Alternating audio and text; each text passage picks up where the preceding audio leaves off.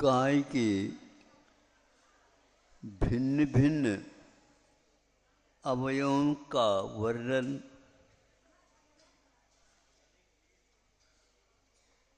संतों ने अथवा कवियों ने खुल करके किया है और विश्वास दिलाया ये ऐसा क्यों, तो उसका स्पष्टीकरण भी उन लोगों ने दिया। जब जन्म देती है बछड़े को और तब से वह उसकी काया के विषय में जो जीवन पर्यंत उसकी काया निरोग रहे, इसके बारे में वह क्या करती।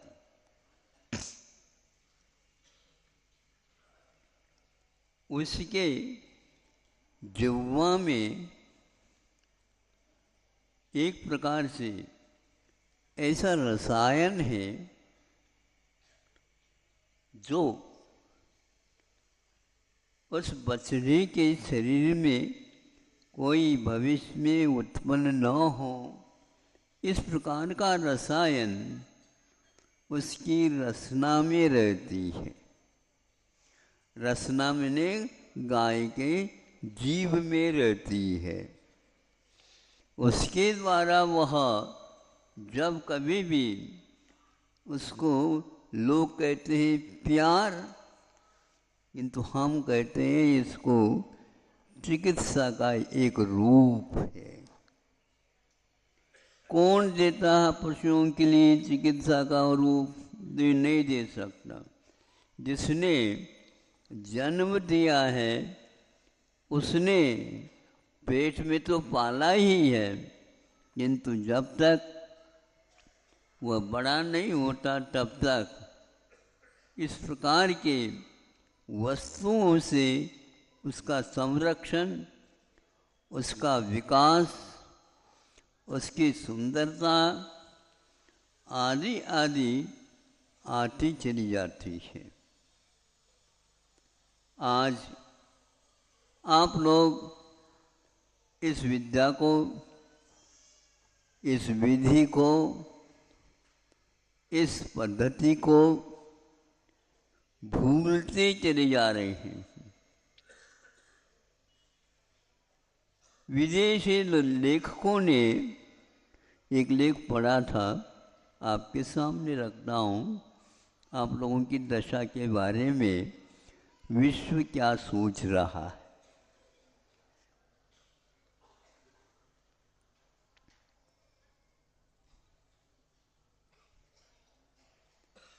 जन्म देने के लिए जब अकृत्रिम रूप से पेट में, गर्भ में उसका पालन पोषण होता है, वहाँ पर किसने चिकित्सा की विधि पहुँचाई? 9 महीने 10 महीने तक वो वहाँ रहे। उसको दूध पिलाना या और कोई भी कौन करता? गाय तो बाहर है, किंतु भावों के माध्यम से उसका भीतर जो रसायन, दूध इत्यादि बनने रूप, वो सब उसकी नाभि के साथ जुड़ा हुआ रहता है। जैसे आप लोगों के यहाँ पाइप से पानी जाता है, टूटी में से बाहर आ जाता है, उसी प्रकार जब चाहें उस समय या जब आवश्यक है उस समय वह उस नाभि के केंद्र से पहुंचा देती रहती है। अपने पेट का, अपने गर्भ का, उसके गर्भ में रहने वाला जो उसका नाभि केंद्र है उससे जुड़ा हुआ होने के कारण सभी कुछ पहुंचता रहता है। आप लोगों के चिकित्सालय में इस प्रकार का प्रबंध हो या न हो, लेकिन यह प्रत्येक गाय के गर्भ में अवश्य विद्यमान रहता है।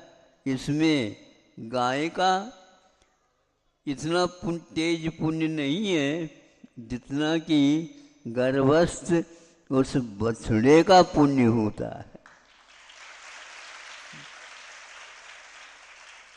और वो पुण्य कहाँ से घुस गया? वो पुण्य घुसा नहीं, उसने अतीत काल में इस प्रकार किसी के ऊपर उपकार किया हो, उसका परिणाम वहाँ पर जन्म लेने से पूर्व से ही दवाइयों का भी प्रबंध, भोजन का भी प्रबंध, पानी का भी प्रबंध, और सक्रिय जगह है उसमें इतना बड़ा कैसा रहता होगा, बहुत आराम के साथ रहता है। और वैसे तो संकोच तो रहता ही है इतना तो, लेकिन फिर भी उसको नींद भी आती है, नींद की गोली भी पहुंचती रहती है, क्योंकि बच्चे के पालन पोषण के लिए निद्रा भी आवश्यक है। अब उस रसायन के माध्यम से उसके जिह्वा में इस प्रकार के विषाक्त भी वस्तु रहती है, उसके माध्यम से वहाँ उसको लाड़ प्यार जैसा कहते हैं, लेकिन वह लाड़ प्यार नहीं, वह चिकित्सा पद्धति है। उसके द्वारा वह सब जगह उस रसायन को पहुंचा करके, अब जब उसका जन्म होता है उसके जो ऊपर कवच रहता है उसको दूर कर दिया जाता है। तो फिर बाद में आप उसको देखो कि कौन से साबुन और कौन से सोडा से उसका स्नान किया गया, नहीं, लेकिन वह बहुत ही व्यवस्थित वहाँ पर कार्य होता है। उसमें दूध का प्रयोग वह न करके अपने जिह्वा में जो उसके लिए रसायन है, जो कि एक प्रकार से विषाक्त हो सकता है, लेकिन उसके माध्यम से ठीक कर देती है। तो मैं ये कह रहा था, अमेरिका के माध्यम से एक डॉक्टर ने लिखा, यह कृत्रिम नहीं अकृत्रिम स्वाभाविक रूप से ही उतने दिनों में उसका जन्म होना, गर्भ में आना, उसका विकास होना आदि सब उसके पुण्य कर्म के उदय से होते हैं। उन्होंने ये कहा था, यह स्वाभाविक जब है, प्रकृति प्रदत्त यह कार्य है, इसके लिए बाहरी प्रबंध की आवश्यकता क्या है? कोई आवश्यकता नहीं। तो उन्होंने कहा कि विश्व में बहुत सारे राष्ट्र हैं, उन राष्ट्र में लगभग 20% राष्ट्र तो उसको आज भी बिना शल्य चिकित्सा के उसको जन्म दिलाया जाता है, और जन्म तो हो ही जाता है। पहले धाय वगैरह के माध्यम से इन कार्यों को कराया जाता था, और वो इस प्रकार होता था, उस माँ को यह ज्ञान ही न हो और वह उसका जन्म हो जाता था। तो 80% भारत में शल्य चिकित्सा के द्वारा ही प्रसव होता है। यह तो नियम बनाया गया है, यह एक बहुत व्यावसायिक है, और इसलिए इसका लोगों को डट करके विरोध करना चाहिए, क्योंकि जो गरीब होते हैं वह चिकित्सालय में कहाँ से जाए, कैसे जाए, नहीं, किंतु उनका आज तक चलता आया है। जंगलों में भी वह रहते हैं तो भी वह काम उनका ये एक स्वाभाविक धर्म है, ये प्रकृति प्रदत्त है, कर्मों के ऊपर आधारित है और अपने आप वह हो जाता है। बाद में जब जन्म होता है उसके लिए दूध अब कौन पिलाएगा? वह माँ पिलाएगी। दूध कहाँ से आएगा? जो खाता है घास वगैरह, अरे घास खाने से दूध कैसे मिलेगा? ये आप लोग सोचो। आप पैसे की ओर देखते हो, पैसे से क्या, पैसे में दूध है क्या? नहीं है। तो आप लोग इस ओर क्यों नहीं देख रहे हैं? तो 80% है ये एक प्रकार से उस बच्चे के ऊपर और वह बच्चे की माँ के ऊपर, दोनों के ऊपर इसका बुरा प्रभाव पड़ जाता है। लेकिन इसके बिना वह प्रसव हो नहीं सकता। यह जो पब्लिसिटी, यह जो विज्ञापन के माध्यम से सब लोगों की धारणा को चुराया जा रहा है। हाँ, और डॉक्टर लोग कहते हैं अरे इसके माध्यम से तो 10-20 हज़ार तो मामूली चीज है। और वह खूब आराम के साथ सोता रहता है, नींद खुल भी जाती है। नींद खुल गई है हमारी, वह संकेत दे देता है। और वह ये क्या ही है, हमें सोच करके ऐसा लगता है आप लोगों ने कौन सी शिक्षा लेना प्रारंभ कर दिया और अपने बच्चे को इससे क्या उपयोग होने वाला हमें बताओ। कुछ नहीं, सब विपरीत चल रहा है। दूध भी बनता है, मूत्र भी बनता है, गोबर भी बनता है, लार में भी उसकी शक्ति है। और ऐसे सोचते हैं गोबर के ऊपर जो विद्युत का प्रभाव नहीं पड़ता। क्या कह रहे हैं? हाँ, रेडिएशन, बिल्कुल। ये क्या है? ये एक अद्वितीय तत्व है। इसका उपयोग कैसे कहाँ कहाँ करते हैं? गांव में आज भी जीवित है। बाहर लेपते हैं, नहीं समझे तो वहाँ सूर्य के प्रकाश, धूप आदि उसमें विशेष असर न कर सके, घर में भीतर शांति बनी रहे, ठंडा गर्मी के दिनों में बना रहे और सर्दी के समय पर गर्माश बना रहे।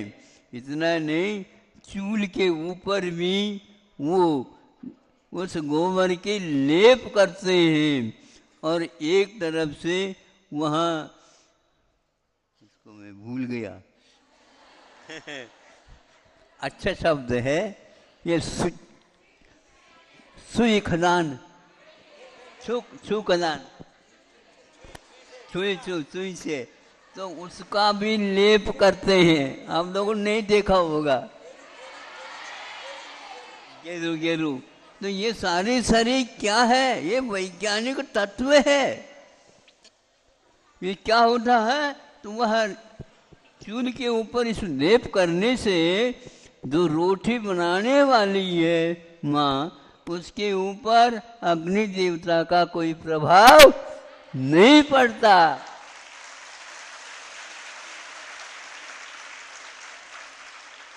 आज आप लोगों के लिए आंखों के लिए दवाई बहुत लेना पड़ता है और वहाँ पर लेने की कोई आवश्यकता नहीं। थोड़ी सी धुआं उठ गई तो आंखों में चले गई, आंखों में से पानी आ गया, हो गया साफ।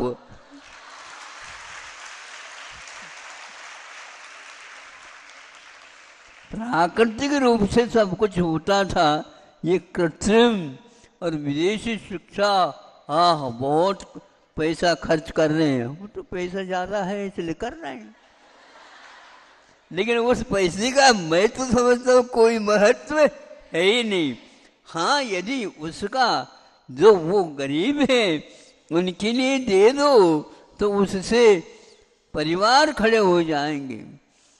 हमारे संतों ने हम लोगों के ऊपर ऐसा प्रभाव डाला, अपनी लेखनी के माध्यम से उसको आस्था के साथ पढ़ते हैं तो जीवन स्वाभाविक है, प्राकृतिक है, और कुछ ऐसे पदार्थों से दूर रहने से अपने आप ही हिंसक वृत्ति, तामसिकता आदि आदि चली जाती है।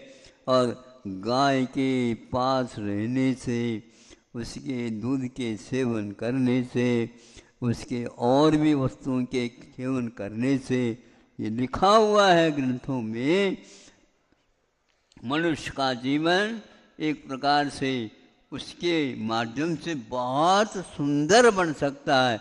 इसलिए प्रत्येक व्यक्ति के आंगन में गैया बंधी रहती है, उसके माध्यम से प्रदूषण अपने आप ही दूर होता है, ऐसे ही लिखा हुआ है और वहाँ सिद्ध भी किया गया है। इतना ही पर्याप्त है, बहुत से आप लोग भूल जाते हैं, इतना ही दे देता हूँ, 10-20 मिनट भी कम नहीं होते हैं। हाँ, अब यह आप लिखोगे तो बड़ी बड़ी पोथी लिखी जा सकती है। संतों के एक एक ग्रंथ के सूत्र भी हमारे लिए बहुत ही दीप स्तंभ के काम कर सकते हैं। उनके माध्यम से हमें ज्ञान प्राप्त कर लेना चाहिए। जो इसका ज्ञान देते हैं उनके सहवास में, संगति में रहना चाहिए। अहिंसा परमो धर्म।